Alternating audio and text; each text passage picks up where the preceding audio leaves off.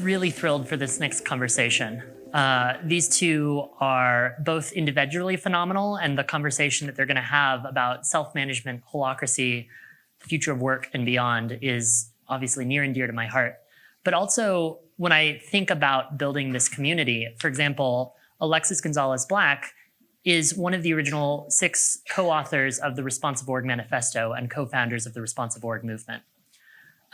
When we first met, she had just left Zappos and was working in org design consulting at IDEO. She's now working with August Public, which is an org design agency based out of Brooklyn and San Francisco. She's sitting down for an interview with the co-founder of Holacracy, the author of the book Holacracy, Brian Robertson. These two have more combined experience in self-management and approaches to how to build organizations to truly serve the needs of the people within them than most of us, certainly than I do. And I'm really excited to learn with them as they talk about the ins and outs, the things that work, the things that don't, points of tension, points of failure, lots of points of success. So let's get a standing ovation to Brian Robertson and Alexis Gonzales-Black.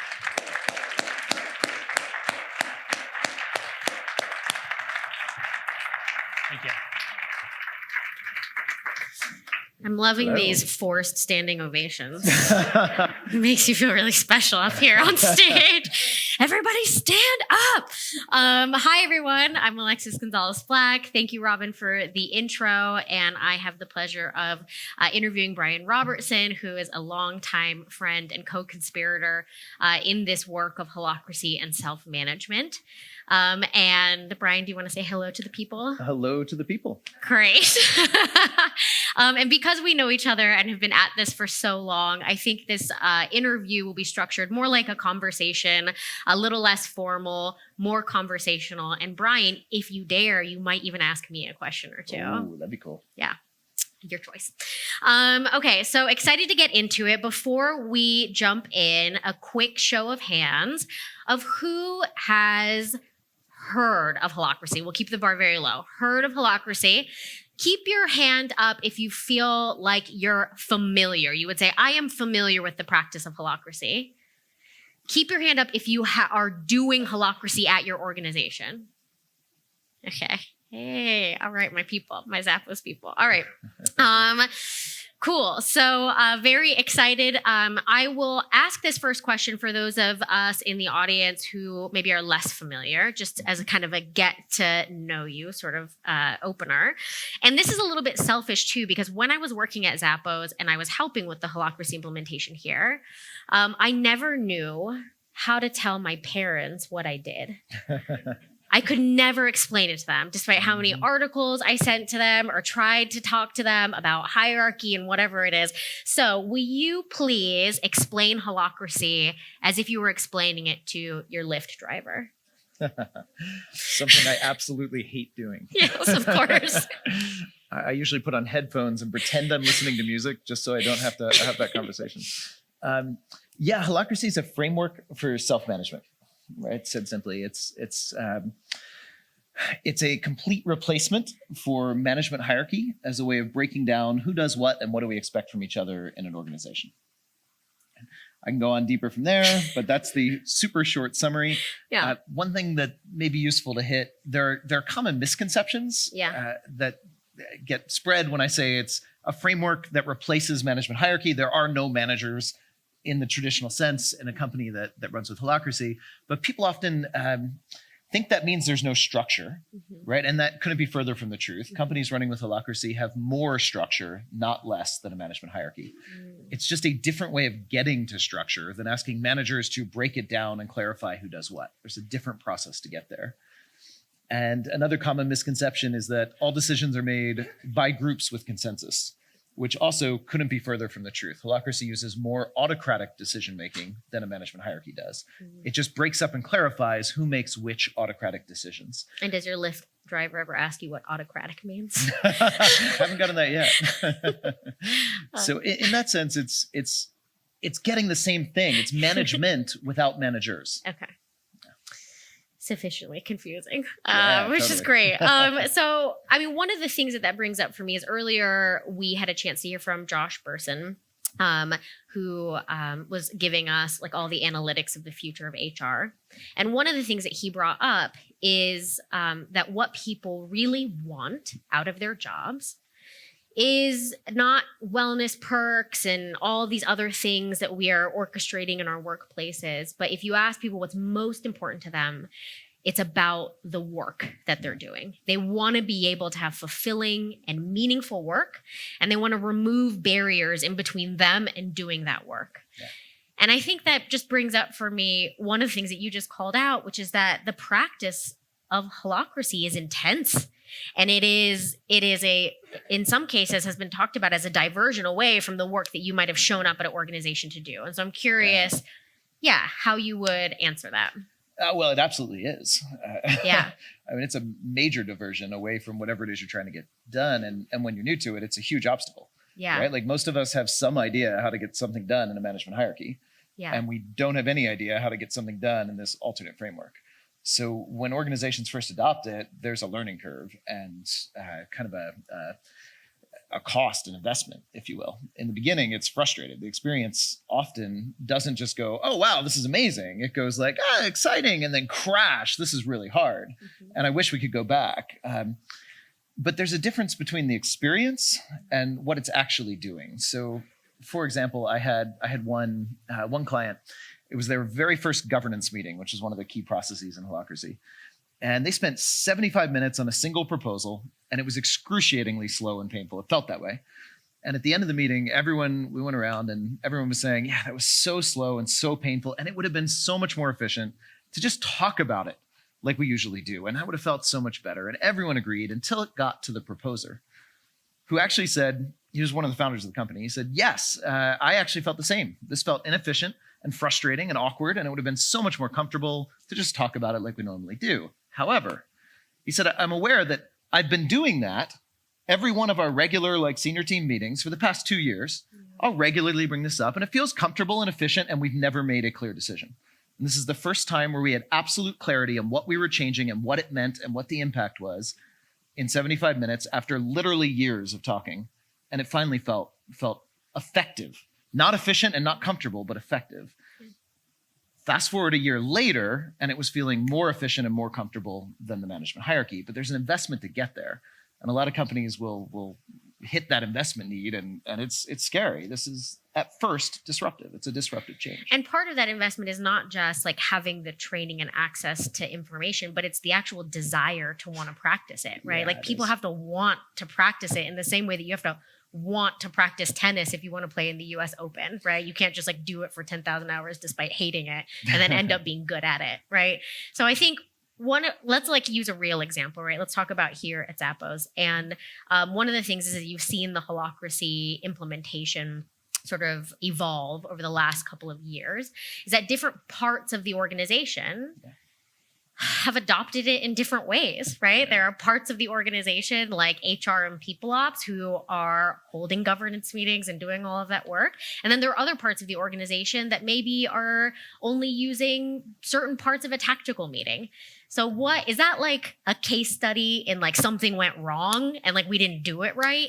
Or is it natural for different parts of the organization to sort of adopt it with different levels of fidelity, and we have to just assume that that'll happen? It's almost like I want to challenge the frame of the question, which is sure that, you do. It has quote been adopted, right? That change process is a lot longer than I think most people expect. Yeah. Right. This isn't the kind of change that you're like, okay, we'll roll it out, in January, and by May everything will be fine, or even by next year. The person I thought captured this best, David Allen, the author of the Getting Things Done book and work, when he adopted Holacracy in his company, he said his initial instinct was this was a 5-year adoption journey. And that's for a 40-person company, right? And 5 years in, which was a couple years ago, he came back to me and said, it's going great, and I was wrong. Now I'm going to say it's a 10-year adoption journey. Right.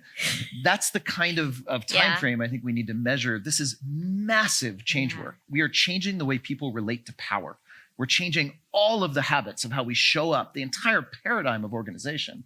Right. That's something that's a generational change, not something that's a do it this quarter or even this year kind of change. So when you talk about Zappos, what I hear is an organization that is working through on that path. Yeah. Some teams are moving very quickly and doing really well with it, and other teams are early on that path, and it might take a couple of decades for them to get where those fast teams are. I don't know. There's an assumption sort of baked in to what you're saying, and I want to clarify it, which is Holacracy for everyone? Like, despite how, like, when you're looking at multinational, hundreds of thousands of employees, would you recommend Holacracy in the same way that you would recommend it to a 40-person David Allen consultancy? I think Holacracy, for me, the key question there is the cost of change, right? Like, I do think anyone can learn to do this, at least anyone that can learn to follow some basic rules. People are adaptable. They can learn. The question is, is it worth the change, the cost of change? And do you have the will and the capacity to invest in the change, right? It is a disruptive change. I think back to the days of mainframes, right? When suddenly these microcomputers came out and some companies were like, they delayed switching. There's still companies today that run on mainframes because the cost of change was so high, even though really any organization can use microcomputers and they are more effective, right? But the cost of change is a bitch, right? The same is true with Holacracy. I do think anyone can learn it. I've seen again and again people that I was really skeptical of making breakthroughs. And then I've seen people you'd think would do it well that just didn't have the will. They were clear, like, I don't want this. You know? So your advice to, hey, what's up? Are you a timekeeper or are you asking a question? Oh, okay, cool. I didn't know it was that kind of vibe. Hold on a second. I see you. We'll get back to you. Let me ask a few other questions. And what's your name? Very bold, Mark. Thank you. All right. So, cool. So, that makes a lot of sense. And so I think the place where I want to end that line of questioning is around that example that I gave of CLT. So your assertion is anyone can learn it. Maybe it takes decades and decades to learn it. So is your suggestion then for a part of an organization that is still struggling to figure out how to dedicate the right resources and will and whatever to getting this right, to just keep it up, keep doing it? Is there ever a place where you're like, raise the white flag, it's not going to work for you? So the one thing we've seen that's absolutely critical, and if you don't have this, you shouldn't start. The will has to be there and strong from the power holder that's adopting it, the person at the top who's saying we're doing this. If that person's kind of lukewarm, it's not going to work. If that person is trying to do it to get others to change while they still lead the way they're used to, it will not work. That's the absolute key requirement there. If you have that, then the rest of it is a judgment call about, is it worth it? You know, I don't know. If you have here's where I say don't do it. Yeah. The companies I know that are like the typical Silicon Valley, we want to build, grow, and sell this business in 3 years. Yeah. Right? I'm also an angel investor. I've just about to make an investment in a company. Love the company. Love what they're doing. I'm excited about the impact and my investment. And I realized in good conscience, I cannot recommend Holacracy to this company. They're going to be fast growth, build, grow, and sell. They have a very short time horizon. It's not worth the disruption. Yeah. But when I talk to an entrepreneur that says, I'm building a company for the next decade or the next century, right? That's where it's like, okay, consider this. Okay. One thing that you just said just strikes me as so ironic, which is that the key to a successful implementation of Holacracy is continued, maybe even for decades, power from the top, saying that like, this is important, and then leveraging that power to push the organization toward this other That's not thing. true. Okay. That's not true. Tell me how I'm wrong. Yeah. What's important is that the person at the top who has the power to subvert it gets out of the way. That's why you need the buy-in from the top. It's not that you need continued exerted top-down pressure to do it. Yeah. What you need is that person to not subvert it. Yeah. And in a traditional organization, even if that person says, we're adopting Holacracy, they have the power to subvert it. Yeah. Right? And as soon as they do, the whole thing crumbles. Right? So what you need is the commitment, not the top-down power structure to do it. You need them to say, I'm taking my top-down power and I'm seeding it into the Holacracy Constitution. This is now the law of the land, and I won't subvert it. One criticism that I have read is about this new power structure that emerges. So maybe the CEO signs the Constitution, they cede their authority into the structure of Holacracy. But there has been, I think the Nonprofit Quarterly had an article talking about the sort of shadow power structure that emerges like in the wake of this old power structure dying. And that power structure is sort of grounded in who can do Holacracy the best. Right? Like who has power after the transition is who knows it the best, who is like engaged in it. And that can create some of their own unequal power dynamics and challenges. So I'm curious what advice you have. That's totally true. And I love it. That's weird. And it's true in management hierarchy too, right? Whoever can play the management hierarchy game the best can get more done. Yeah. Right? Yes, whoever can play the Holacracy and can use the rules can get more done. But the goal of Holacracy is not equal power. Yeah. The goal of Holacracy is serve the purpose of the company best. And if somebody can do that better by using the rules to get their job done for the purpose of the company better, all the better that they have more power, right? The goal here, people mistake Holacracy as some egalitarian, like let's give everyone a voice for the sake of equal power and distributing everything. That is not the point, at least not for me and not what I want to spread in this. Yeah. The point is how do we better serve the purpose? The idea of giving everyone a voice, which Holacracy does, is so that they can better serve the purpose.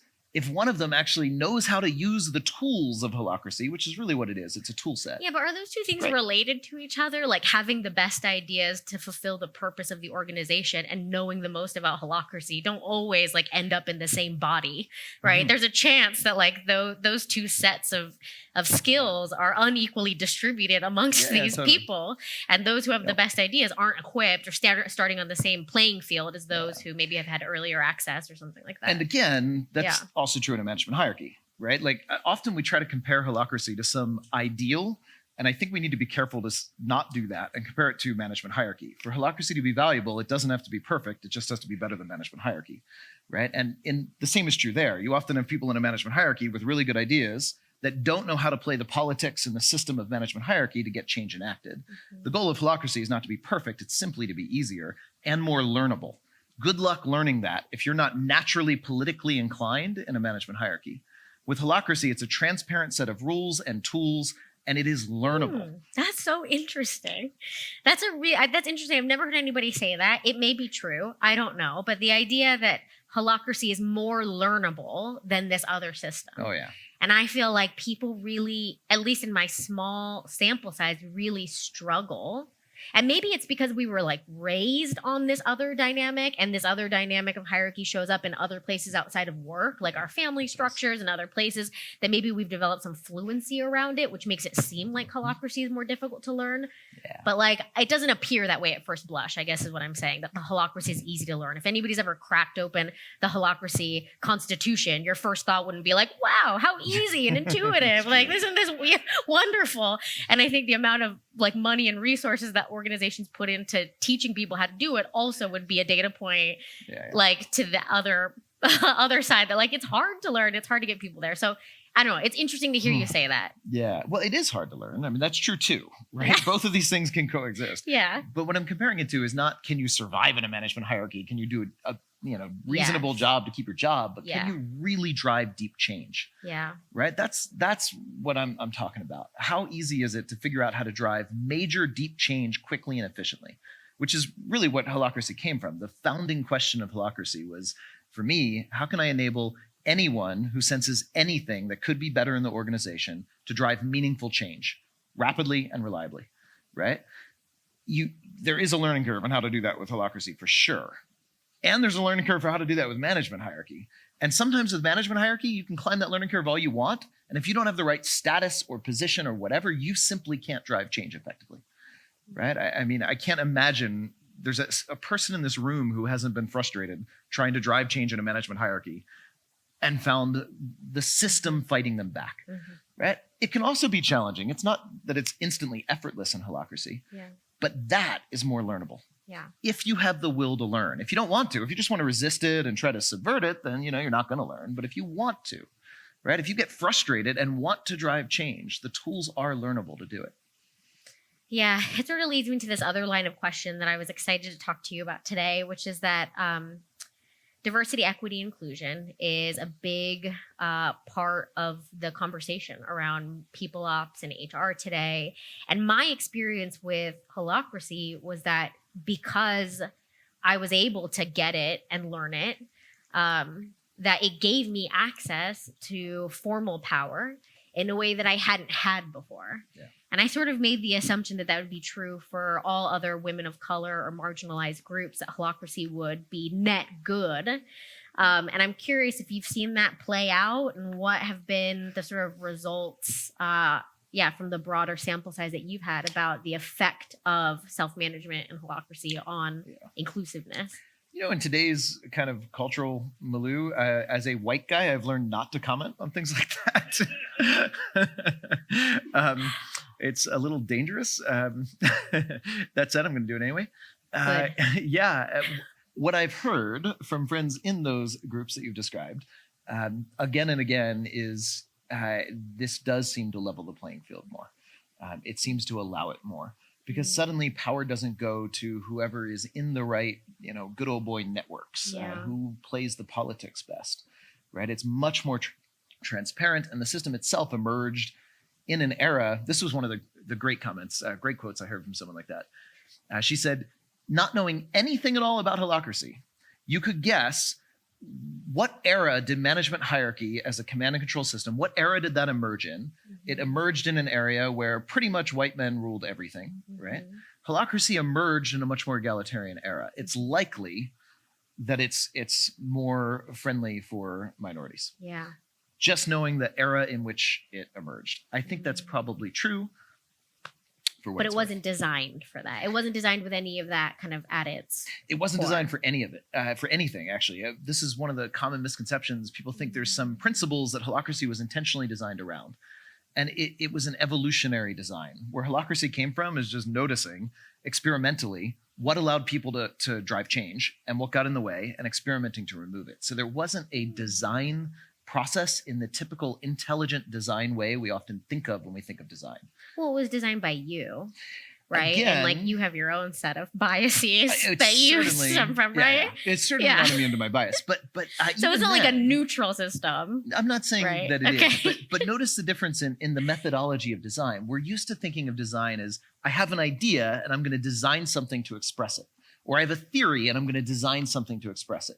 That's not where Holacracy came from. It came from a question: how can anyone in the system drive meaningful change? And then it came from experimenting. What gets in the way of that? What came out today, if you look at the current design of Holacracy, it's not what I would have designed at the beginning if I had said, I'm going to design a self-management framework. It does not look like that. There are rules in place that I never would have imagined, but experimentally they worked, so they're in there. If I remember, and I think this was either from talking to you or reading your book, that one of the narratives around the origin of Holacracy was to protect your company from you, right? That you have like command and control sort of tendencies. And you designed Holacracy as like a way to protect other people from your own power. I want everyone to do everything like I would, right? Like in the way that I think is best. That's my natural urge. So now you designed a system where you get to travel the world and tell people that they're doing it wrong, and that must be quite satisfying to you, I imagine. Yeah. Well, now in my own company, I'll regularly go and give somebody a strong opinion on something, and they'll look at me and say, thanks, but I'm going to go in a different direction. You have no authority to tell me what to do here. How does that make you feel, Brian? It's a simultaneous frustration and absolute joy.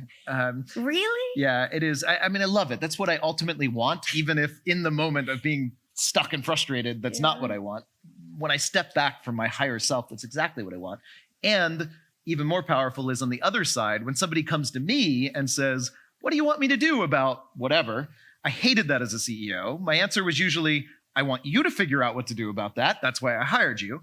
Now I get to just look at him and say, I don't know. I don't have the authority to make that decision. Burden of leadership's on you. Good luck. Right? And if you want some advice, I'm happy to brainstorm. But let's be clear, burden of leadership is yours, not mine. Yeah. I love being able to reflect people's projection of power on me.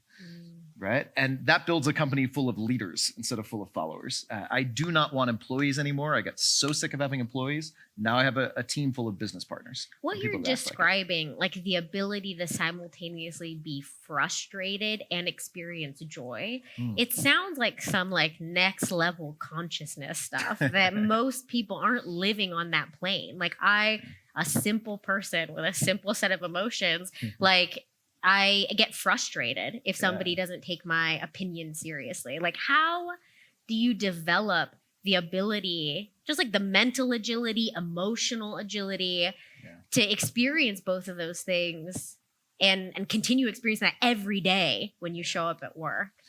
I think Holacracy itself helps that development along. I had one woman came up to me who works at Zappos early on when I was coaching Zappos in the beginning. She'd been doing it for, I don't know, 6 months, maybe 3 or 4 months, something like that. And she came up to me and said, she was really excited and said, I finally got it. I got what my therapist has been trying to get me to see for the past 2 years, right? About codependence with my partner and owning my own autonomy in the relationship. And it took 4 months or whatever of Holacracy. And I finally got what my therapist has been trying to teach me, right? That's weird. Yeah. The thing is, I hear things like that all the time. Yeah. Right? There's something developmentally catalytic about being in a system that expects you to act like an adult. Management hierarchy bakes in a parent-child dynamic, and it expects you to act like a child. And when you're in a system that expects you to act like a child, you do sometimes, even when you don't want to. And the same is true when you're in a system set up to treat you like an adult. You talked about this a little bit in your book. And I also wanted to get into this. You can see that I'm using this as just my own opportunity to ask my own questions. So Mark, will get to you in a second. Yeah.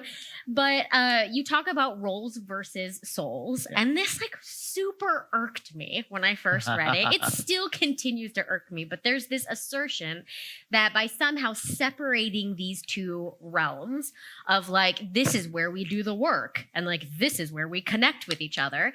And you make this what I think is an outlandish claim that somehow by separating those two things, it actually keeps this cultural space more sacred.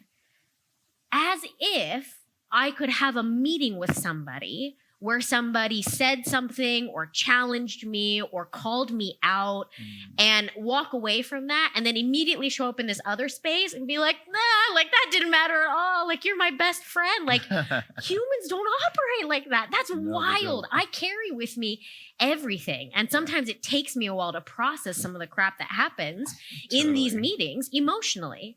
Right? Because it's a policy, but like it's not the right thing to do. And like, that's an example. Sorry, I'm bringing up my own shit right now, but like that's an example, right? Like, governance says that's true, but like I don't believe that's right. Let's break that rule. And we have like an argument, and then we walk out of this room, and all of a sudden I'm supposed to be like hunky-dory with you. Like no, that's not realistic. Okay. And it doesn't work for me. Maybe some people will get there. Well, then what's this thing that you're saying about how the culture space gets better, especially considering like some of the concerns that have come up at Zappos over the years that have been measured by sentiment surveys that say that culture is the biggest thing that people are worried about as a result of the implementation of self-management and holacracy. Yeah, totally. There's a lot in there. So I want to tease apart. There's several things. You said holacracy separates role and soul, and I wouldn't say that. I don't think that's really all that possible or desirable. It differentiates them, which is different than separating them, right? It's not that it separates them and says, okay, be a robot, don't be a human, don't have emotions about it. This is totally different. It's not that. They can coexist at the same time, but be differentiated, right? In other words, in most companies, we use the personal relationship to get agreement, to get somebody to do something, right? We use that. With holacracy, it's differentiated. There's a power structure that doesn't rely on how much do you like me and will you do me a favor, right? It's a separated, differentiated power structure. But at the same time, we're still humans showing up within it, right? So a quote I love about this came from David Allen. He also went through the culture shock of this in the beginning of his adoption of holacracy in his company. And there was a lot of fear about the culture. That's normal. There's a shock there. And eventually he said, I got it. You're not saying throw out their loving, caring culture, which is what they had. He said, what you're saying is that it's an inappropriate use of love and care to use love and care to affect a result, right? So what Holacracy is doing is saying, don't use the personal relationship and dynamic, right, to organize and solve organizational tension. Instead, use the explicit power structure, use the governance process, use what can you expect of each other based on the roles you're filling and all that. And recognize we're humans. We have emotions. We get frustrated. We get stuck, right? We project on each other or whatever. That also coexists, and you need to attend to that. You cannot ignore it. And that's a mistake a lot of companies make when they adopt Holacracy. They ignore that, and you can't ignore it. That's my friend Michael Percelli over there is doing work in the authentic relating space for companies doing Holacracy. And it's work like that I think needs to coexist, right, with Holacracy. You've got to have something else. They're differentiated. They cannot be separated. It's hard. Yeah, I get what you're saying. I understand what you're saying. Yeah, it's hard. It's hard. Earlier, Josh Burson talked about trust, right? And trust is one of those things that's built a lot of times in that relational space. Yeah. It's built with love and care. And when you move into Holacracy, you still have to build trust, right? That's not the governance system doesn't have trust built into it. Like just because it's captured in Glass Frog doesn't mean I believe it. Right? Like I believe it when that role is filled by somebody who I trust. And I think the outcome of that can sometimes look like, okay, I trust Michael. So I'm going to like create a role for Michael to show up in my circle because I trust him. And now I've used love and my love and care for Michael to now make the governance cater to my love and care, but it looks like governance. And I just think there's something kind of sinister about that like it becomes a little bit tricky, right? To separate those things. And that's part of the learning curve is really differentiating out. We talk about tensions in Holacracy. You feel tension when you sense a gap between where we are and what could be better. Some of those tensions are about the organization of the work, right? Like, hey, we need to expect different things of each other. Sometimes I need to go take an action, or I need you to take an action, and I need to request you do that. And sometimes they're interpersonal. Sometimes the tension isn't about those things. It's like, hey, when you criticized my work, I felt really kind of like attacked and I felt defensive, and I want to work that through with you. And that doesn't belong in the Holacracy governance process or any other process. You need a different process for that. Or we need to have just a chat outside of any process, right? One or the other. So what Holacracy does, and I think this is really magic, it helps us tune in when we're feeling that sense of tension. How do I process this? And often it's all of them, right? I'm sensing something. We had something happen in the work. Partly I'm frustrated with you about how you dealt with me in it. There's an interpersonal thing. Partly I'm realizing I need to expect something differently from your role. And that's a governance thing in Holacracy world. Partly we also need to clean up the mess. I need you to take an action. It might be all of those, right? And in most companies, we just fuse them all together. Or worse, we collapse them all to the personal. We think that by just working on the relationship, the other stuff will magically get better, which it often doesn't, right? Holacracy just differentiates it, not separate, differentiate. You might need to deal with all three of those. And there's different channels for dealing with that, right? But don't throw it out. The differentiation is not the same as disassociation, right? Notice that all of these coexist at the same time. Some messy stuff. And if you want to do Holacracy well, there's a great quote. David Allen, let me guess. No, Mother Teresa. Great, better. Better, yeah. This was there was a big business conference many years ago, and Mother Teresa ended up giving a talk because she was talking down the street, and the conference organizers found out and pulled her over. I invited her to come by, and so a lot of CEOs talking about how do we get people to change in business. And she listened for a while and got on stage, and she said, "I don't know much about business, but I know this. You want to change people. Well, do you know them and do you love them? Because until you know them and until you love them, you're not going to change them." Right? If we want more change and we want hard things like Holacracy, we also need more love to go with it. Right? So part of my open question is, how do we build organizations where there can be more love, where we can genuinely love each other? Right?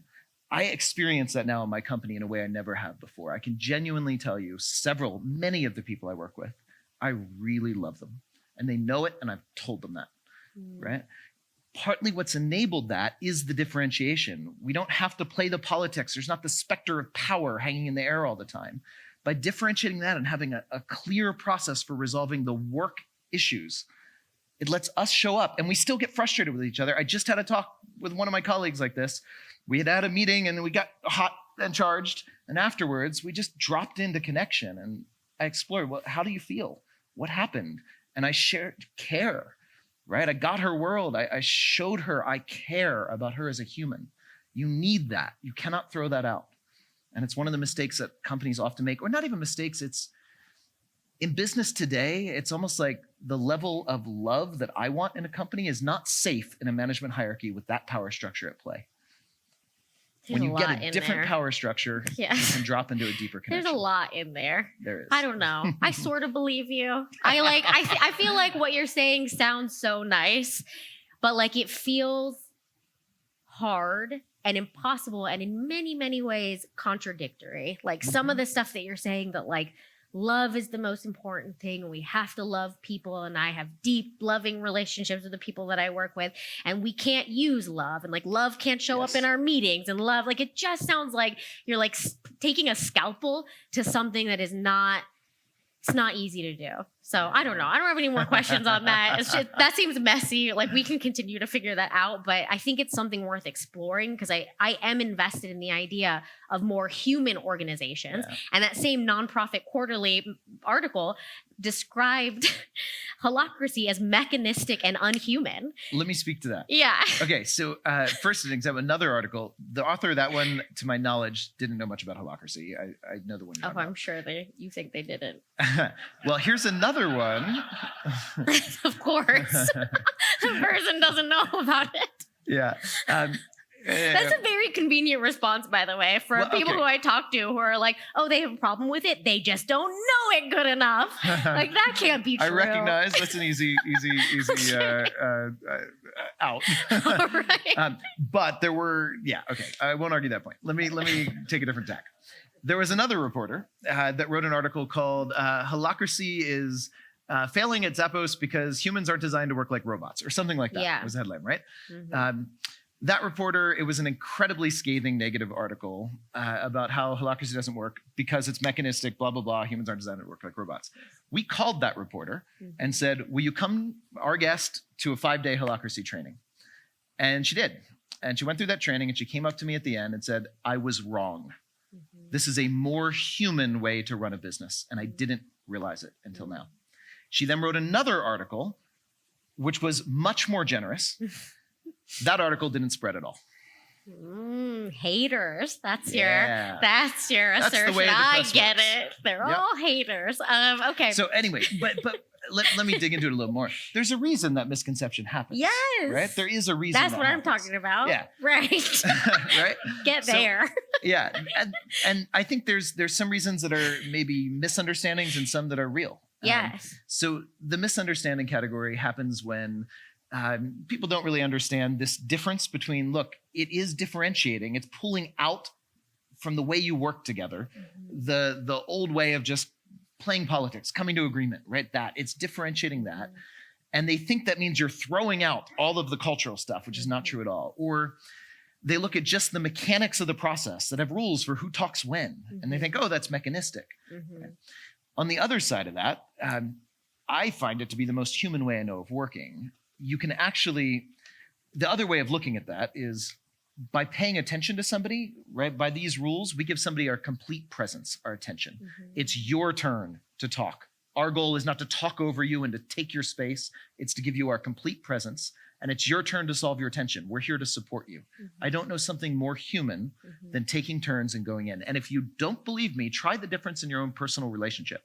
Right? When my partner comes to me and says, hey, I've got a tension with you. And I say, oh yeah, well, I've got a tension with you. And I interrupt her, talk all over her, right? That doesn't go well. Or tell her that she just doesn't understand. She just doesn't understand. Yeah, right? That doesn't go well either.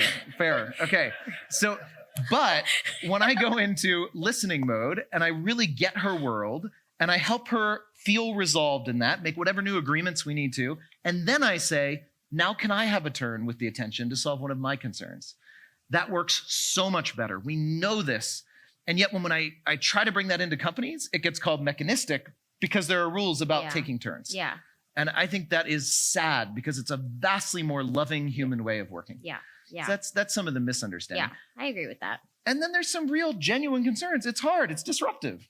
right? You're taking something that people know how to do, at least. We know how to jump all over and talk each other, and the loudest voice in the room gets heard, and, we talk forever. It might be comfortable. Nothing gets done. That's comfortable. We know it, right? You are disrupting the status quo, and that is difficult, and that's hard on people sometimes. And if you do that without all of the support, it can be painful. And you often can't get everyone all the support. What organization on the planet has the resources to get all of the support they might ideally want for a big change? Very few. So they do what they can with what they've got, and that makes the process of change can be painful. Just like any major change. And that's hard on people, and it hurts sometimes. Thank you. Thank you, Brian. I appreciate that. Thanks for talking me through that. I wanna ask one more question and then maybe open it up for some questions from the audience. We have 20 more minutes. So let me ask you a question, which is that Holacracy is one of many, many different systems or approaches to self-management or the future of management. Are there any other approaches that are emerging now that you respect or that you think are interesting or cool? Or is Holacracy like the one ring to rule them all, in your opinion? That feels like a trap. Like, obviously, I can't say, oh no, it's all Holacracy. I'm a clearly biased source. What I can tell you is this: so far, I haven't seen another framework like Holacracy, which is a complete replacement for management hierarchy power structure in a generic, portable way. What I have seen is homegrown options that work for one company that created them very well. So for me, I want to see other frameworks like Holacracy. I think the market will be better. Better served will be better. Everyone will be better if there were other frameworks like Holacracy that were a complete end-to-end solution to replace management hierarchy with a framework for self-management. So far, I haven't seen one of those. I've seen things that work within management hierarchy to add a little bit more dynamic, a little bit more responsive capacity and all that. But not at the level that Holacracy is at, and not as a complete replacement. And I've seen homegrown approaches that really do replace management hierarchy, but they're not portable. They, like Morningstar's method or whatever, works beautifully, and I'm inspired by it, and it's amazing to see. And it's not portable. You can't take it and easily plug it in, right? So the companies today that are on the journey towards self-management basically have a choice. Do they want to home grow and pioneer their own custom approach? Right? Or do they want to start with Holacracy as a framework and then customize on top of it? It's still incredibly customizable, right? You can do so many things. People often think it's a one size fits all. It's not. It's a base framework on which you can customize pretty much anything and everything. That tends to be a faster approach for most, but some people choose to do it themselves. It's a longer road, and it can come up with good results if you give it enough time. Can I ask you one more hard question, which is, speaking of other systems, sociocracy has been around for hundreds of years. It's got its origins way back. A lot of it is like shows up in Holacracy, and yet I don't hear you giving them much credit very often. What's up with that? Tell me about that. So a couple of things. One, there are many influences on Holacracy. That's definitely one of them. I wouldn't consider it one of the most major influences, but it's definitely in the top 5, not one of the top 2 or 3. I do try my best to give them credit as I see it. They're in the acknowledgments of my book. There's a long form blog post with the history of Holacracy that talks all about my work with sociocracy and how Holacracy evolved partly from that. So it's out there. And that accusation seems a little unfair because I do put it out there. I'm just here to ask the questions, Brian. I don't mean from you. I'm not getting paid by sociocracy to represent them. I'm just asking a question. So I think where that comes from is often a misunderstanding that the two are more alike than they actually are. People often think of them as the same because the governance meeting structure in Holacracy, if you look at the mechanics, the names of the steps are the same, and from a surface view, they look the same. If you dig into the actual rules of the two, they're quite different, right? Quite different. And sociocracy isn't a replacement for management hierarchy. It's a wrapper around management hierarchy for setting policies through a process that is what I call a modified form of consensus. They call it consent. It is still a consensus process in that it's asking you personally, can you live with this, basically, right? Which is a form of consensus. Holacracy does not use consensus. It isn't asking you personally to speak. It's asking for data from roles. Right? It's a different perspective there. And it is a replacement for management hierarchy. It's not a wrapper. Outside of the governance meeting equivalent in sociocracy, there is a command hierarchy at play. In Holacracy, there is not. It's a distributed authority system. So in that sense, sociocracy had definitely a role to play in my own experimental journey, and I've written about that. And much bigger influences were David Allen's work in getting things done, for example, much bigger influence there. The Agile movement in the Agile software world, much bigger influence, right? Sociocracy had some influence. There's the election process we use, although in the next version that we might be about to shed, but that election process is wholesale from sociocracy. The idea of having a rep link, right? That, although it's reframed a bunch in Holacracy, that came from sociocracy. So there are elements in there, absolutely. And I totally want to honor that lineage. Sociocracy has been really important in the evolution of my work. And the two methods are not nearly as alike as people tend to think. I see you've thought about this quite some bit. All right. Well, I have so many other hard questions for you, Brian, but I'm going to let the people speak for themselves and ask you their own difficult questions and see if we can get some audience engagement. My friend in the back of the middle, you were there from the very beginning with your question. Tell me, is your question still feel relevant now? Great. Cool. Go for it.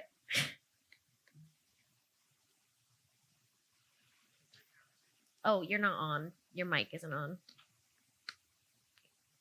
Just yell. No, y'all are lying in the back. Just stand up and yell. Test. Oh, there we go. There we go. Standing. Yeah. Fantastic conversation. Brilliant questions. Awesome. I wanted to ask a bit more about examples of companies where it has and hasn't worked. So just like a quick lightning round of actual examples and kind of what you think the key reason was. Yeah, totally. Okay, so the ones where it has worked, the thing that immediately jumps to mind is the vision and commitment of the person actually leading the adoption, or not even leading it necessarily, but signing the constitution, the CEO or equivalent, right? So for example, there's a government agency in Dubai that the entire government agency is running with Holacracy. The commitment and the vision from the person at the top is spectacular.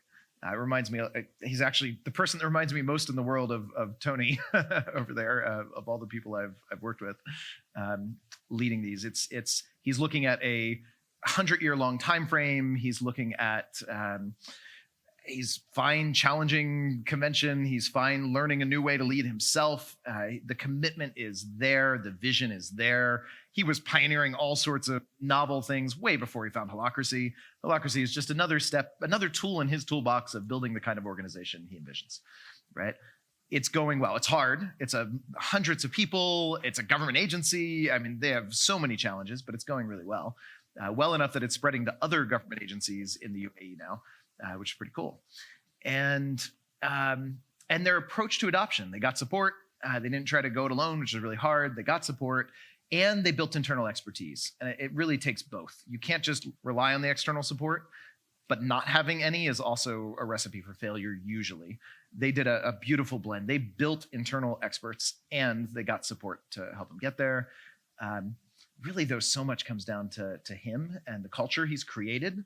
The companies that are most successful with Holacracy are the ones are the ones that need it the least, right? It's funny. I hear David Allen saying that about GTD. The people that like do the best with it are the ones that need it the least. I think there's a parallel there.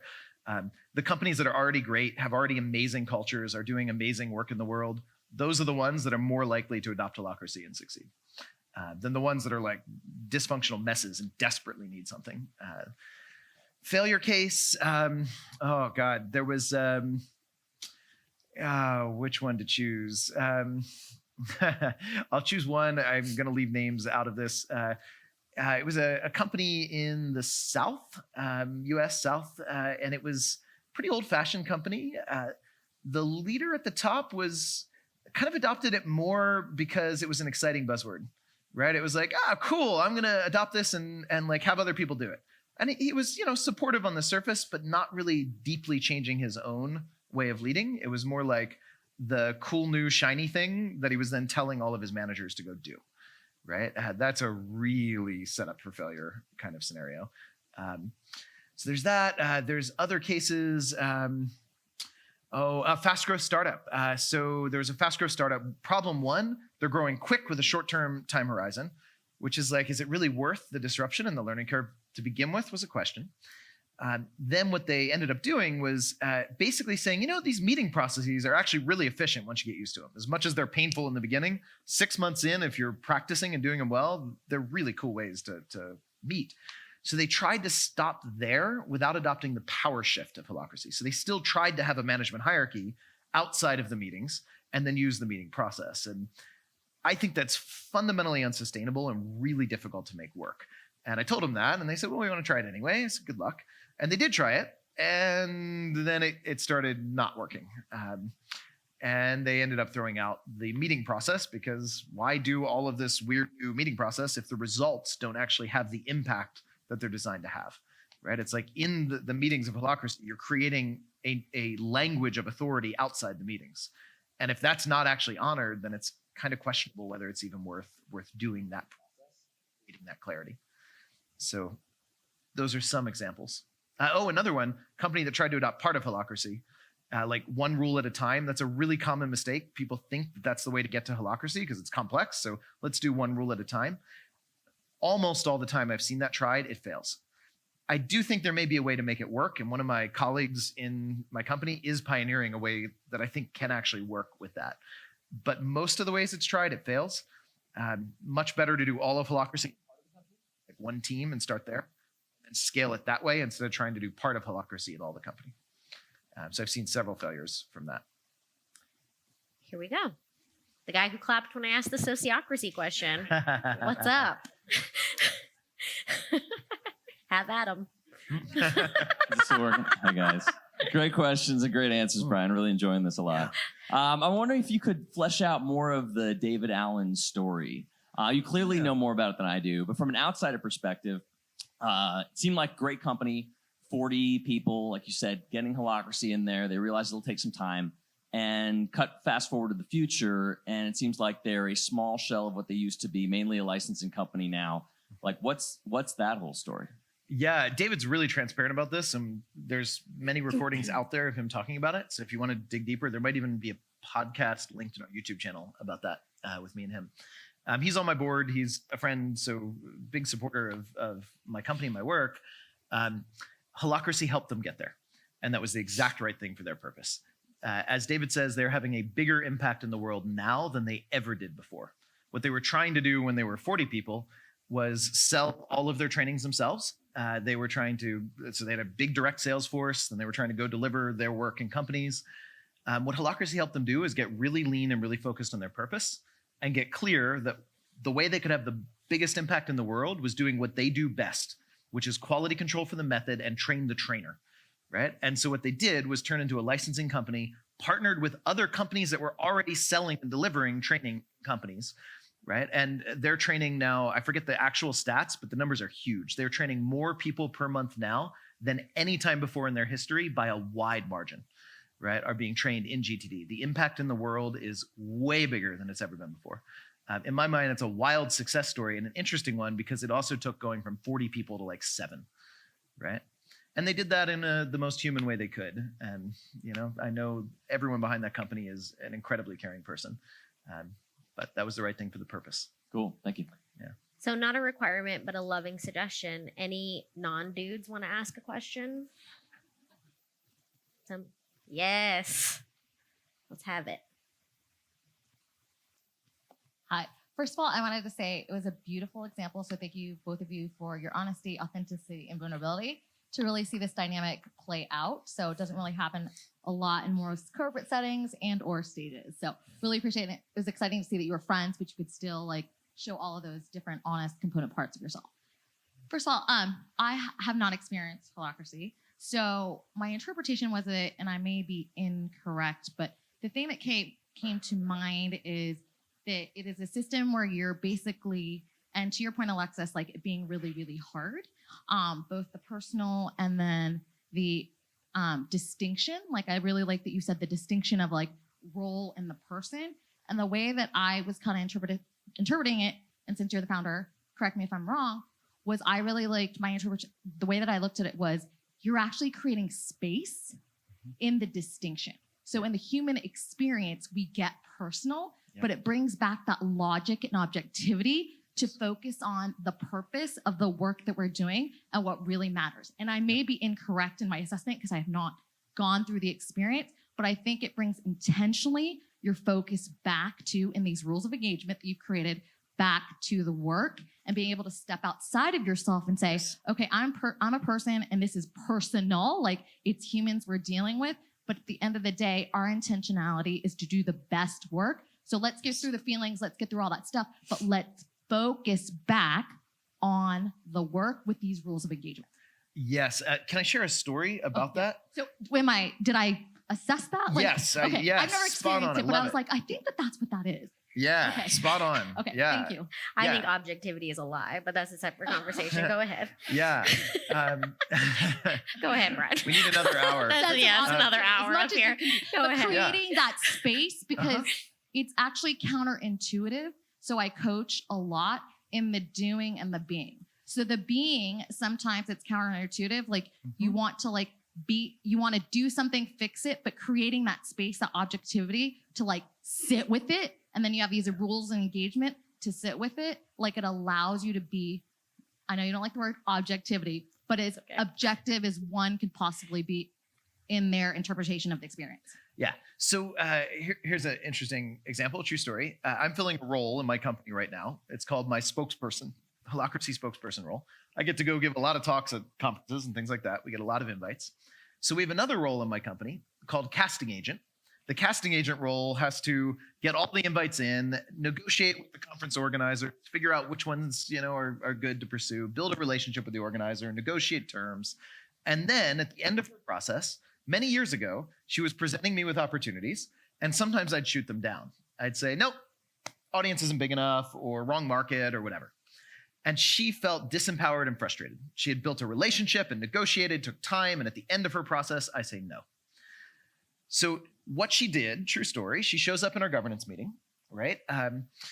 In the governance meeting, she proposes adding an expectation on my spokesperson role. It's one of about 20 roles I fill, right? It's a relevant one for her now. She proposes adding an expectation that I document the criteria that I use for accepting or not. Because she said, if I could see that, I could then review it myself at the beginning of my process, and I could figure out which ones were worth negotiating with, right? It took 2 minutes in the governance meeting for that expectation to get added to my role. And then she was able to turn to me and say, so when do you think you'll have that done for me by? Now, interesting footnote to the story. I'm the founder of the company and a seasoned CEO before that. She was our newest hire right out of college. In what companies do you know where the newest hire right out of college in 2 minutes can add expectation onto the founder and then turn to him and say, when are you gonna have that done for me by? Right? And yes, and that's because it wasn't about the status differential, the power, the politics of it. It was about her role and my role. Her role had a purpose and it needed something from my role to get that purpose done. And it kept the conversation at that level, right? Not at the personal dynamics and status level and all that I'm more used to in management hierarchies, right? And then when one of us gets charged, it also pulls the attention. When I get frustrated with somebody because they're not doing something like I want them to, the system holds up a mirror to remind me, wait, that's actually their role, and I don't have a right to expect that. And if I want the right to expect that, I need to go through a due process to get that. And everyone has the same access to that process that I do, right? So I can still get my needs met, but I have to go through the same process. I don't get to just wield my status weight, which makes everything personal. So, yeah. All right. So we have 2 minutes. Yes. Hi, Katie. Good. I probably don't need this. Oh, There you go. Hi. So in a traditional structure, you would support managers with manager training or coaching. How do you support people through this process if they are struggling? Yeah. I think every company solves that a little bit differently, but it is a really important issue that needs to be solved in the same way it does in a management hierarchy, right? People need help figuring this out. And management skills are still important. They're actually more important in more people. You still have management in companies running with Holacracy. You have more of it by more people doing it. It's management without managers. It's not traditional centralized authority and a manager, but it is distributed management. So everyone's involved, and that means everyone needs to learn more than you would in a management hierarchy about how to lead effectively. Can I build on that really quick? You have 30 seconds. What about when you see someone really struggling to have a voice when they're finally given one? What do you do to address that? When somebody's struggling to have a voice, coaching can help with that. Just don't solve it for them. That's teaching them the exact wrong thing. They don't need somebody else saving them. They don't need you to empower them. In a traditional management hierarchy, you need an empowering leader to empower you. And if you need an empowering leader to empower you, you are in a fundamentally disempowering environment. But they might need somebody to coach them how to step into that They don't need a savior. They need a coach. Yeah, they need somebody helping them figure out how to use their power that they already have. Because that is true. And I find that happens sometimes pretty cleanly along like gender and identity lines, where some people have been coached for much of their lives to like be polite, not challenge authority, to play along.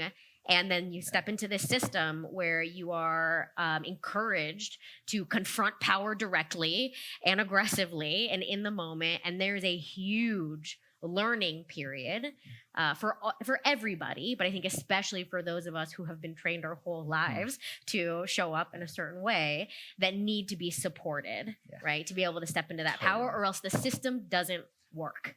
You do need coaching. Coaching's really important. All right. And with that, thank you very much, Katie. Let's hear it from my friend and sometimes foe, Brian Robertson. Oh, thank you. And AGB.